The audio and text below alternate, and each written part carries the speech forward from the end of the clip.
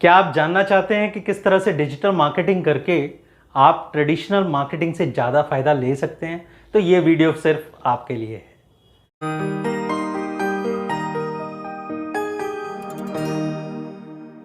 नमस्कार, मैं मोहित गुप्ता फिर से लेके आया हूँ एक नई वीडियो डिजिटल मार्केटिंग सीरीज़ की, जिसके अंतर्गत आप जान पाएंगे कि कैसे ट्रेडिशनल मार्केटिंग से ज़्यादा फायदा लिया जा सकता है डिजिटल मार्केटिंग सीखकर। इसके अंतर्गत मैं आपको 5 पॉइंट बताने वाला हूँ। सबसे पहला पॉइंट जो इस वीडियो का होने वाला है वो है टारगेट ऑडियंस। टारगेट ऑडियंस को आप इस तरह से समझ सकते हैं कि जब आप ट्रेडिशनल मार्केटिंग करते हैं किसी भी बिजनेस की, तो आप कोई बोर्ड प्लान करते हैं, कोई बैनर प्लान करते हैं, कोई पैम्पलेट हो सकते हैं, ठीक है, या आप न्यूज़पेपर में एडवर्टीजमेंट दे सकते हैं। आप कभी भी ये नहीं जान सकते कि इस आपकी जो ऑडियंस होने वाली है इस ट्रेडिशनल मार्केटिंग से, वो पैम्पलेट या वो होर्डिंग कौन लोग देखेंगे। क्या वो लोग तो नहीं देख रहे जिनको मेरे बिजनेस या मेरी सर्विसेज से कभी कोई लेना देना नहीं है, कभी वो मेरा ऑडियंस बन ही नहीं सकते, मेरे कस्टमर नहीं बन सकते। लेकिन आप ये चीज़ डिसाइड कर सकते हैं डिजिटल मार्केटिंग के अंदर। डिजिटल मार्केटिंग के अंदर आप अपनी टारगेट ऑडियंस डिसाइड कर सकते हैं। आप डिसाइड कर सकते हैं उनकी डेमोग्राफी, उनकी एजुकेशन, उनकी एज, उनका जेंडर। आप ये पता लगा सकते हैं कि किस तरीके से आपका जो कस्टमर है वो किस लोकेशन में रहता है, आपका जो एडवर्टीजमेंट है, आपकी जो कैंपेन है वो किन लोगों तक अपनी रीच करे। ये बहुत बड़ा फायदा है। दूसरा पॉइंट हमारा इस वीडियो का होने वाला है मार्केटिंग अप्रोच। देखिए, अप्रोच कह सकते हैं ट्रेडिशनल मार्केटिंग में फ़ायदा भी है और नुकसान भी। फ़ायदा क्या कि कोई पर्सन है, कोई आपका मार्केटिंग एजेंट है, कोई रिप्रेजेंटेटिव है, वो आपकी बिजनेस का बिजनेस कार्ड लेके जाता है, कोई पैम्पलेट लेके जाता है और पर्सनली लोगों से इंटरेक्ट करता है। हो सकता है इस चीज़ का फ़ायदा भी हो, लेकिन नुकसान सबसे बड़ा है। नुकसान सबसे बड़ा ये है कि या तो वो पर्सन राइट नहीं है, आपकी प्रोडक्ट और सर्विसेज को सही तरीके से लोगों के सामने रिप्रेजेंट कर पा रहा है या नहीं कर पा रहा। दूसरी बात, आप कितने लोगों तक एक पर्सनली पर्सन को भेज सकते हैं। जितने पर्सन आप ज़्यादा लगाएंगे, या तो आप एक बहुत बड़े ब्रांड हैं, बहुत बड़े कॉर्पोरेट हैं और आप इस चीज़ पे बहुत बड़ा बजट लेके काम कर रहे हैं, तो इस चीज़ का फ़ायदा हो सकता है। लेकिन यही अप्रोच अगर आप डिजिटल मार्केटिंग के थ्रू करते हैं, आप पता लगा सकते हैं कि आपका जो कस्टमर है या प्रॉस्पेक्टिव जो भी आपकी ऑडियंस होने वाली है वो कहाँ पर ज़्यादा है। वो इंस्टाग्राम पर ज़्यादा है, वो फेसबुक पर ज़्यादा है, वो गूगल पे ज़्यादा है, वो यूट्यूबर है।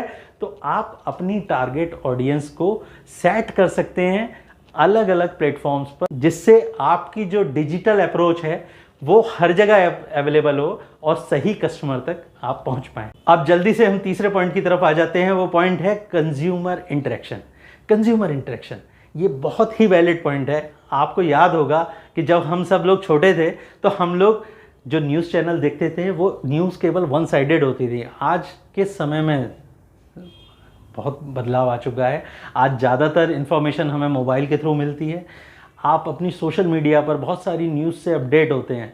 आपको वो न्यूज़ अच्छी लगती है, आप उसे लाइक कर देते हैं। आपको और ज़्यादा कुछ अच्छा लगता है, आप उस पर कमेंट कर देते हैं। और भी ज़्यादा पसंद आ गया तो आप उसे शेयर कर देते हैं। आज ज़माना ये है कि लोगों की पसंद और नापसंद की प्रतिक्रिया जो भी है वो आपको डिजिटली मिल जाती है। तो एक ब्रांड के प्रोस्पेक्टिव से सोचिए, एक डिजिटल मार्केटर के प्रोस्पेक्टिव से सोचिए कि आज आपका कोई भी कंटेंट है वो लोगों से सीधे इंटरेक्शन कर पा रहा है। आपका कंटेंट, आपका ब्रांड लोगों तक। आपको याद होगा ना, अभी रक्षाबंधन गई है, अभी थोड़े दिन पहले एक एडवर्टीजमेंट आया था कि एक बहन ने राखी पर अपने भाई के लिए एक खीर बनाई। गलती से इस बेचारी से मीठे की जगह, चीनी की जगह नमक डल गया और उस भाई ने उस बहन के प्यार को देखा और उस चुपचाप उस खीर को खा लिया। उसने किसी से शेयर नहीं की क्योंकि उसको बुरा लगेगा। बाद में बहन को पता लगता है कि भाई ने जो खीर खाई उसमें तो नमक था और उसने बिना कुछ बोले, बिना कुछ रिएक्ट किए उस खीर को चुपचाप खा लिया। लोगों को वो स्टोरी ना बिल्कुल अपनी सी लगी, कनेक्ट कर गए लोगों ने इतना शेयर किया बिना ये जाने कि ब्रांड क्या। ना ब्रांड ने कोई ये बात की कि मैं इस चीज़ का ब्रांड हूँ। लोग जब आपके कंटेंट को पसंद करते हैं ना, उससे जुड़ जाते हैं, तो खुद से शेयर कर देते हैं। आप सोचिए कि वो कंटेंट अगर वायरल हो गया तो जो लोगों का प्यार मिला उस ब्रांड को, उस कैंपेन को, तो वो शायद आप पैसा देके भी ना नहीं कर पाएंगे। अब जल्दी से चौथे पॉइंट की तरफ चलते हैं। चौथा पॉइंट है हमारा मार्केटिंग कॉस्ट। देखिए, आप एक डिजिटल मार्केटर हैं या मार्केटिंग कर रहे हैं आप अपने बिजनेस के लिए, तो सबसे महत्वपूर्ण क्या है आपके लिए? कॉस्ट पता करना। एक होर्डिंग की कॉस्ट कितनी होती है, कभी पता किया है आपने? एक दिल्ली की प्राइम लोकेशन पे अगर बात की जाए, बात कर लें अगर लक्ष्मी नगर की, जहां हमारी एकेडमी है, अगर चौराहे पे बात की जाए किसी भी एक बड़े होर्डिंग की जो कॉस्ट है कम से कम 20 से 25 हज़ार रुपये महीने। अब आप सोच सकते हैं कि कितने लोग देख पाएंगे उस चौराहे से। जो लोग देख पा रहे हैं, आप ना तो उसमें ये डिसाइड कर पा रहे कि कौन सी आपके टारगेटेड ऑडियंस है, वो कोई भी हो सकता है। वो पर्सन भी आपका ऐड देख रहा है, उस होर्डिंग को देख रहा है जो कभी भी आपका कस्टमर नहीं बनना, ना कभी आपका प्रमोटर बनना है। तो आप अपनी कॉस्ट और बजट को कैसे देख पाएंगे, कैसे उस चीज़ को मेंटेन कर पाएंगे? तो ये बहुत बड़ा फ़ायदा होता है डिजिटल मार्केटिंग का। आप डेली का 100 रुपये रोज़ का भी बजट लगा के अपनी डिजिटल मार्केटिंग शुरू कर सकते हैं। धीरे धीरे आपका कंटेंट अगर अच्छा है, आप एक अच्छा कंटेंट क्रिएट कर रहे हो, डिलीवर कर रहे हो सकता है आपका कंटेंट वायरल होने लगे और फिर आपको शायद पैसा भी ना खर्च करना पड़े। अब जल्दी से हम अपने 5वें लास्ट पॉइंट की तरफ आते हैं, वो है मार्केटिंग एनालिसिस। क्या है मार्केटिंग एनालिसिस?